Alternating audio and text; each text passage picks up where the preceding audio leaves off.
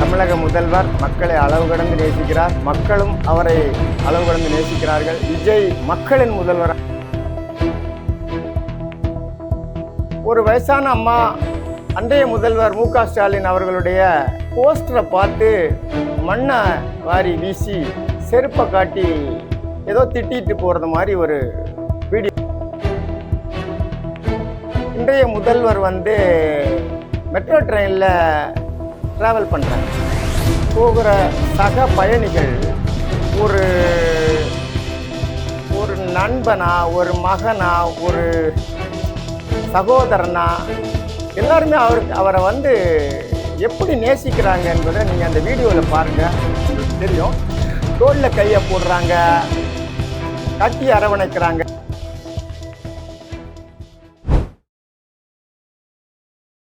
Studio news நேயர்கள் அனைவருக்கும் வணக்கம். நான் உங்கள் ஆல்ஃப்ரெட் வில்சன். நான் இன்னைக்கு எதை பற்றி பேச போகிறேன்னா, இணையத்தில் நான் 2-3 வீடியோக்கள் பார்த்தேன்.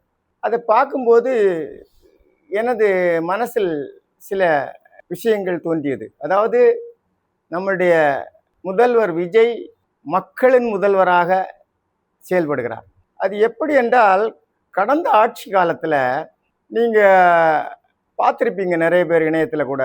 ஒரு வயசான அம்மா அன்றைய முதல்வர் மு.க. ஸ்டாலின் அவர்களுடைய போஸ்டரை பார்த்து மண்ணை வாரி வீசி செருப்பை காட்டி ஏதோ திட்டிட்டு போகிறது மாதிரி ஒரு வீடியோ வந்துச்சு.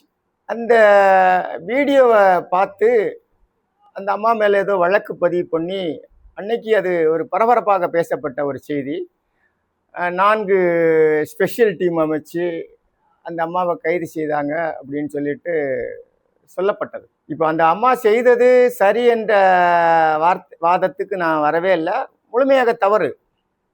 இருந்தாலும் ஒரு வயதானவங்க, அந்த அம்மாவுக்கு எந்த அளவுக்கு அன்றைய முதல்வர் மீது வெறுப்பு இருந்த காரணத்தினால அன்னைக்கு ஒன்றும் இவர் விஜய் அரசியலுக்கு அதை அவர் மேலே உள்ள பாசத்தினால இவங்க மேலே வெறுப்பு காட்டினாங்கன்னு சொல்லக்கூடிய அளவுல எல்லாம் இல்லை.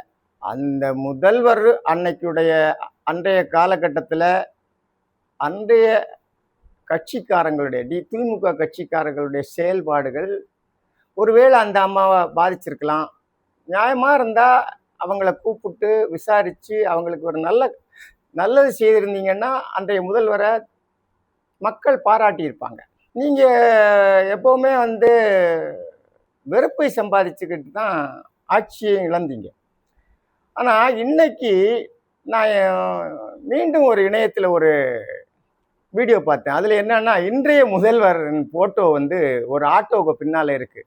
அதே மாதிரி ஒரு பெண்மணி போய் அந்த ஆட்டோவுக்கு பின்னால் இருக்கிற அந்த விஜயின் ஃபோட்டோவை பார்த்துட்டே நின்றுட்டு கன்னத்தை கிள்ளி முத்தம் கொடுத்து ரொம்ப மகிழ்ச்சியாக அதை செய்கிறத யாரோ வீடியோ எடுத்துருக்குறாங்க. அதை பார்க்கும்போது விஜய்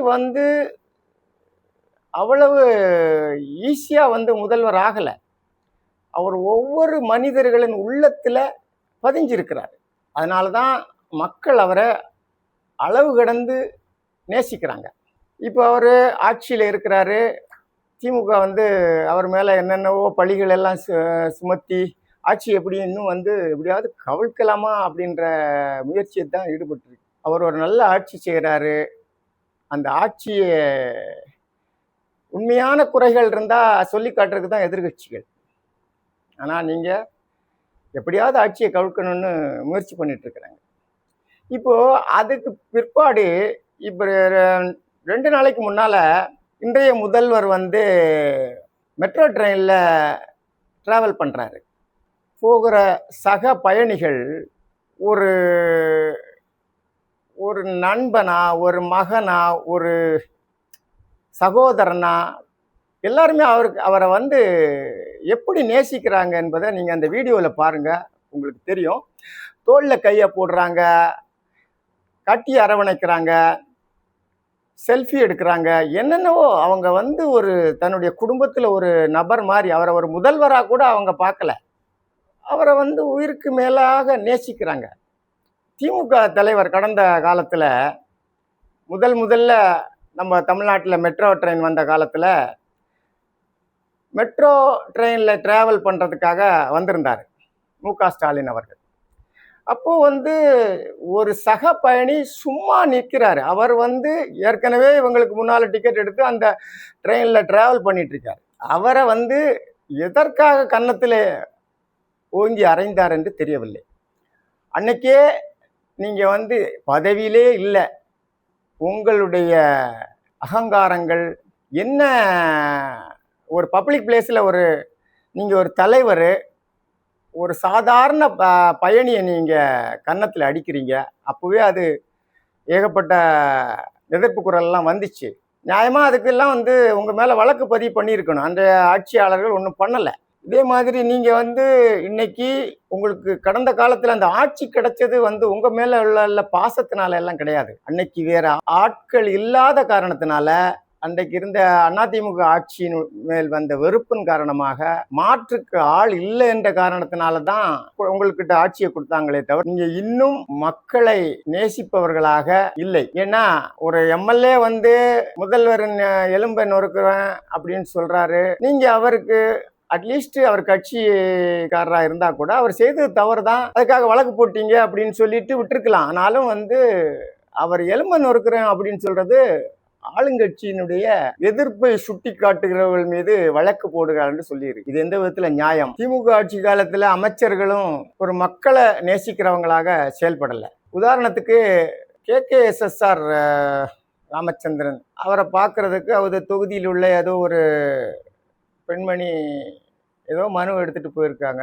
அவர் அவங்கள பார்த்து, நீ என்ன எஸ்சி தானே அப்படின்னு கேட்குறாரு. இன்னும் இந்த காலத்துல கூட ஒரு அமைச்சர் ஒரு பொதுஜனத்தை பார்த்து இப்படி ஒரு வார்த்தை கேட்கறது எந்த அளவுக்கு அவங்கள ஊண்டு பண்ணியிருக்கோம். இப்போ நம்ம எவ்வளவு வளர்ச்சி அடைஞ்சிருக்கிறோம். அதே மாதிரி தான் இன்னொரு அமைச்சர் ஒரு ஸ்டேஜ் டீசென்சி கூட இல்லாம ஒரு மீட்டிங்ல நாமம் போடுற கதையெல்லாம் பேசி கேவலமாகி அந்த வழக்கு கூட இன்னும் பெண்டிங்ல இருக்கு. இது திமுக காரங்க மக்கள் மேல வெறுப்பை சம்பாதிக்கிறாங்க. அதே மாதிரி பஸ்ஸில் போனா ஓசி பஸ்ஸு அப்படியெல்லாம் பார்த்தீர்கள் என்றால், நீங்க எவ்வளவோ கொள்ளையடிச்சு சம்பாதிச்சு வச்சுக்கிட்டு ஒரு பஸ் ஃபேர் மக்களுக்கு இலவசமாக கொடுத்தா ஓசி பஸ்ஸு அப்படி என்றெல்லாம் ஒரு மக்களை நீங்க ஒரு ஒரு வெறுப்புணர்வோட பார்த்து, ஆனால் அவங்களுடைய ஓட்டு வேணும், உங்களுக்கு பதவி உங்களுக்கு வேணும்,